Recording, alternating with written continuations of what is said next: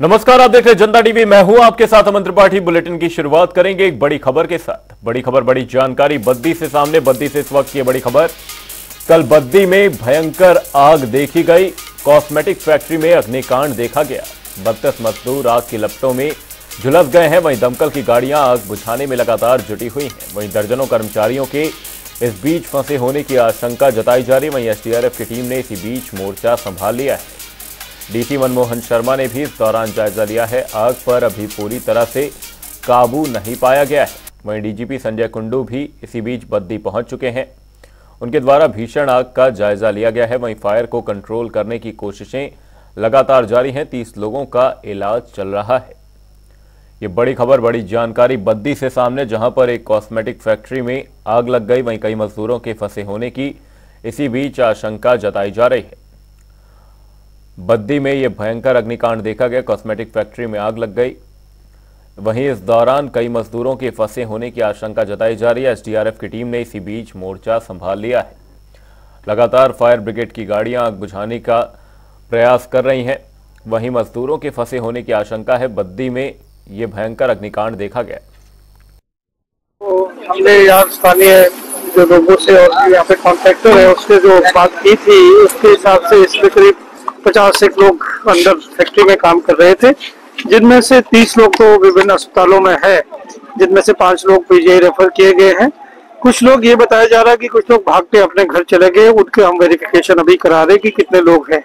और जो मिसिंग लोग हैं, कुछ लोग अभी मिसिंग है, उनके हमें अंदेशा कि वो अंदर ना फंसे हो, तो उनको भी ट्रेस करने की कोशिश कर रहे हैं कि कितने कितने लोग अंदर फंसे हो सकते हैं। कारण अभी तो कुछ नहीं बता सकते, क्योंकि ये परफ्यूम बनाने की कॉस्मेटिक की फैक्ट्री है और इसमें बहुत सा केमिकल्स होते हैं जो ज्वलनशील होते हैं।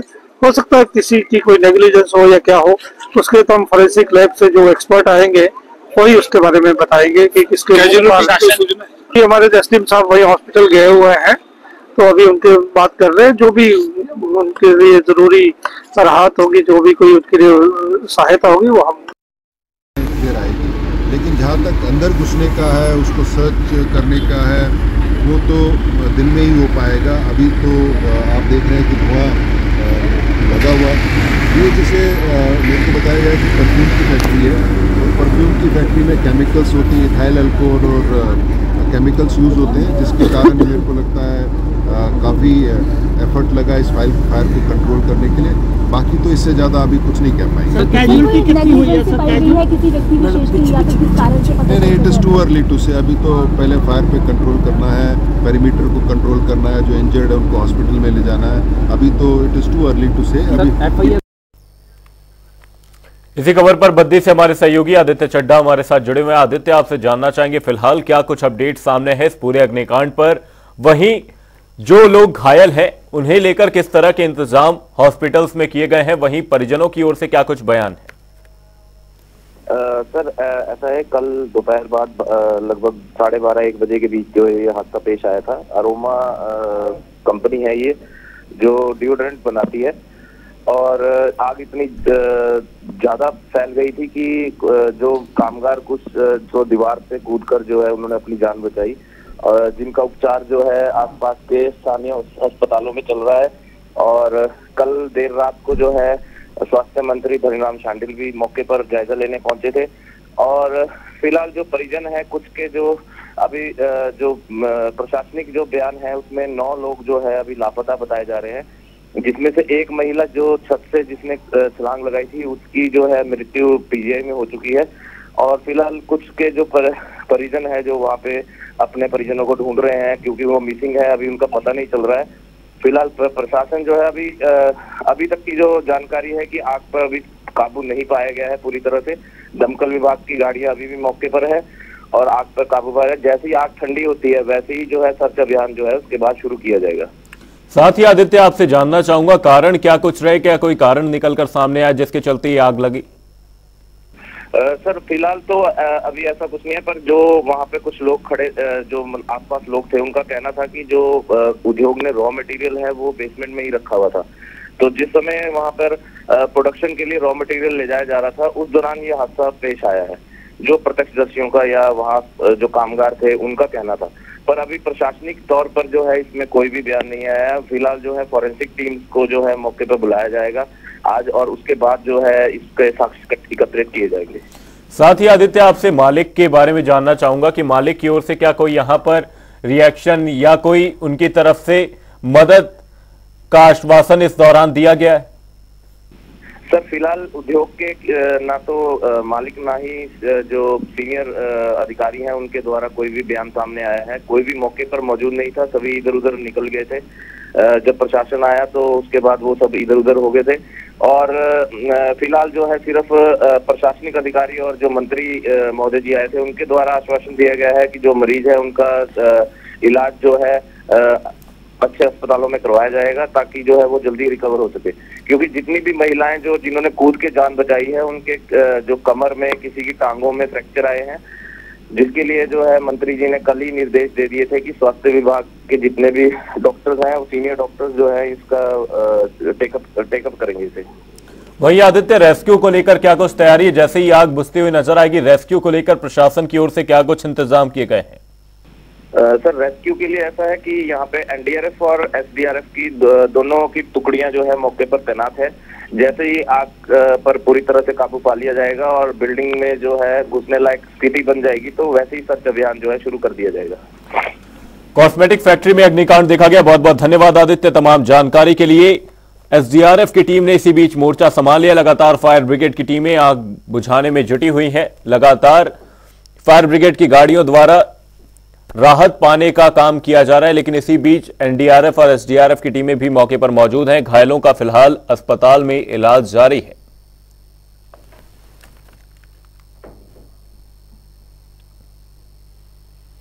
प्रदेश के उप मुख्यमंत्री मुकेश अग्निहोत्री सरकाघाट मंडल के दौरे पर रहे। इस दौरान उन्होंने सरकार गांव के द्वार कार्यक्रम में शिरकत की और जनता को संबोधित किया। साथ ही डिप्टी सीएम ने मौके पर ही कर्मचारियों की पुरानी पेंशन योजना को पक्की गारंटी देने का ऐलान कर दिया। उप मुख्यमंत्री ने कहा कि पुरानी पेंशन योजना पर कांग्रेस पार्टी विधानसभा में विधेयक पारित करने जा रही है, जिससे भविष्य में कर्मचारियों की पेंशन कोई भी सरकार बंद ना कर सके।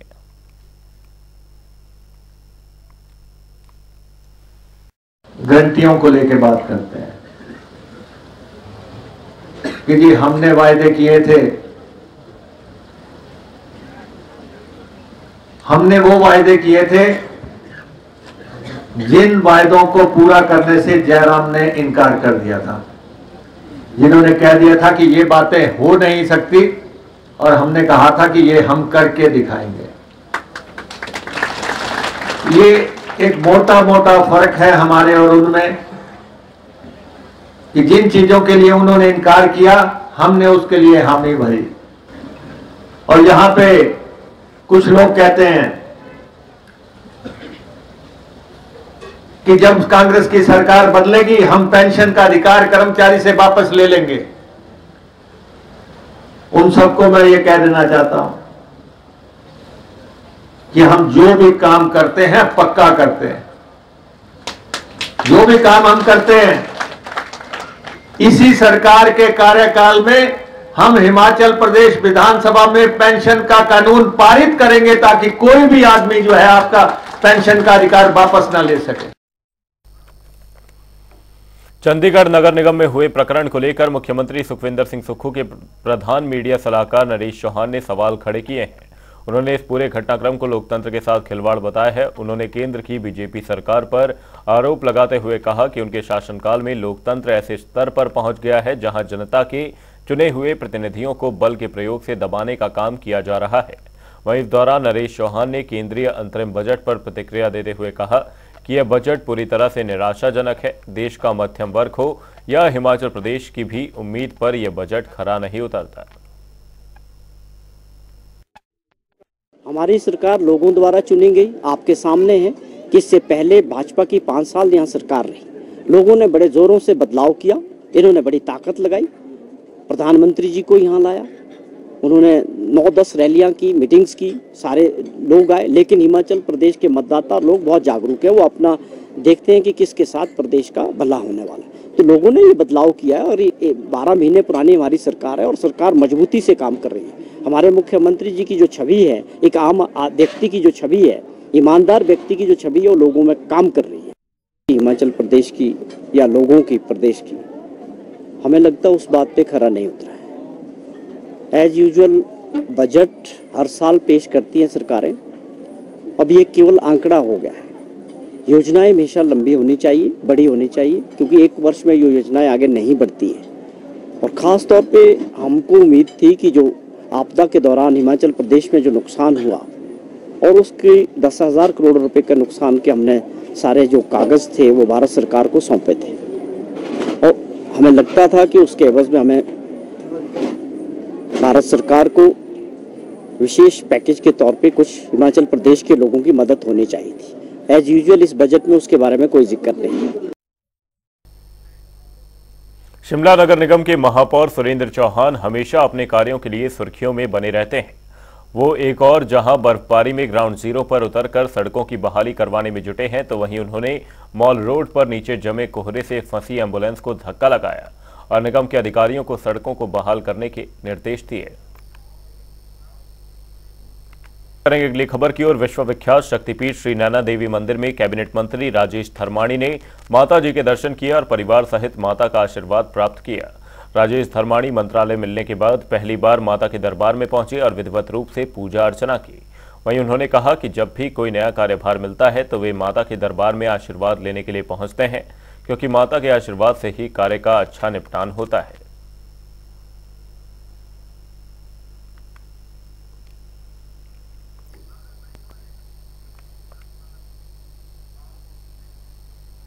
धर्मशाला से बड़ी खबर, बड़ी जानकारी सामने इस वक्त। ये बड़ी खबर बता दें,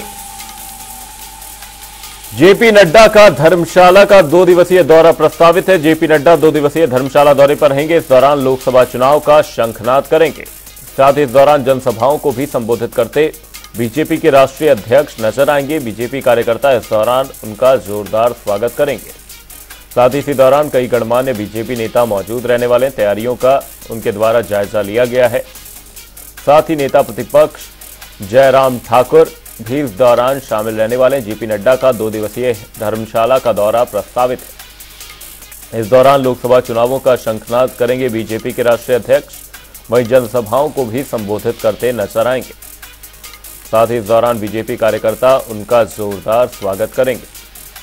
साथ ही आपको बता दें, कई गणमान्य बीजेपी के नेता भी इस दौरान मौजूद रहने वाले हैं। तैयारियों का जायजा लिया गया है।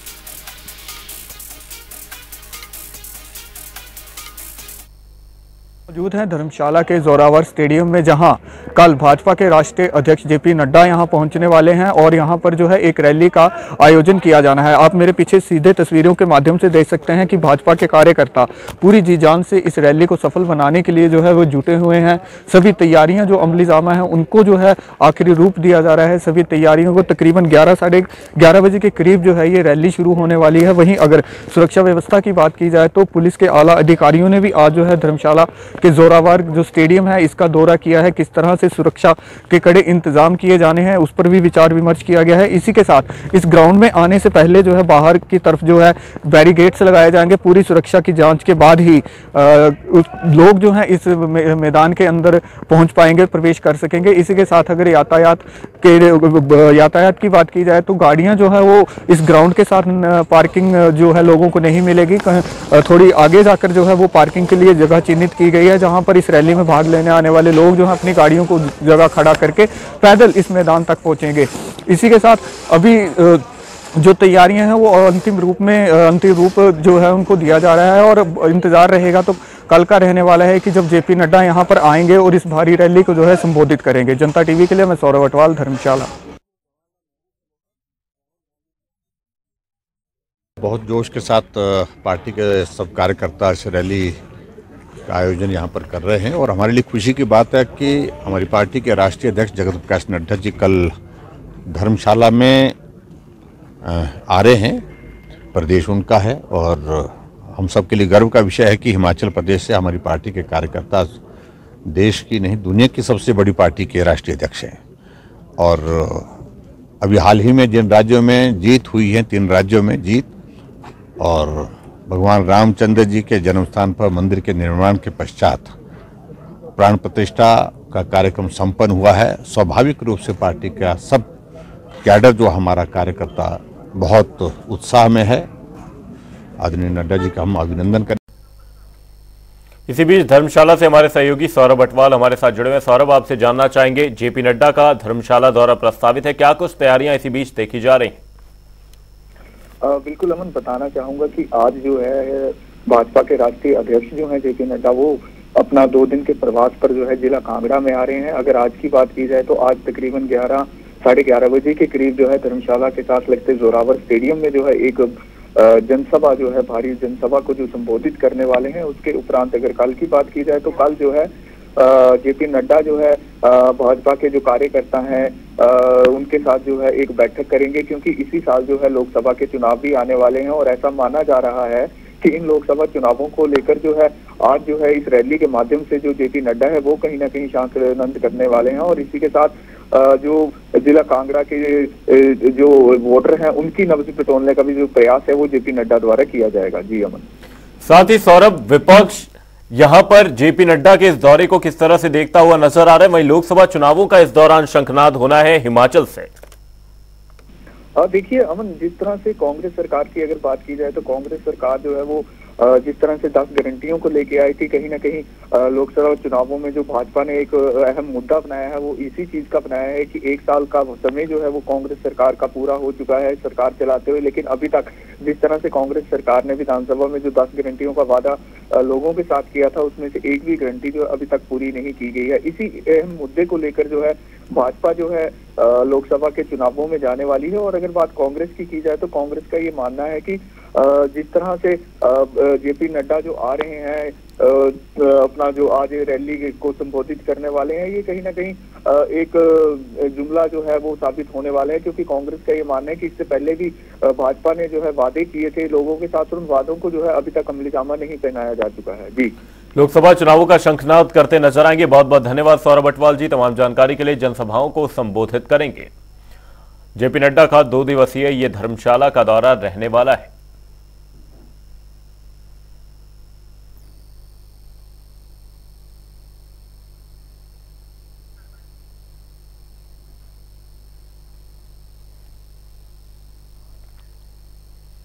भारतीय राज्य पेंशनर्स महासंघ ने डीसी के जरिए प्रदेश सरकार को ज्ञापन सौंपा है। पेंशनर्स महासंघ के राष्ट्रीय कार्यकारिणी सदस्य पुरुषोत्तम ठाकुर ने बताया कि प्रदेश के सेवानिवृत्त और सरकारी कर्मचारी प्रदेश सरकार से खफा चल रहे हैं। उनकी मांगों को लंबे समय से सरकार ने पूरा नहीं किया है। उन्होंने कहा कि अगर सरकार की ओर से हमारी मांगों को जल्द से जल्द पूरा नहीं किया गया तो पेंशनर्स महासंघ सड़कों पर उतरकर सरकार के खिलाफ विरोध प्रदर्शन करेगा।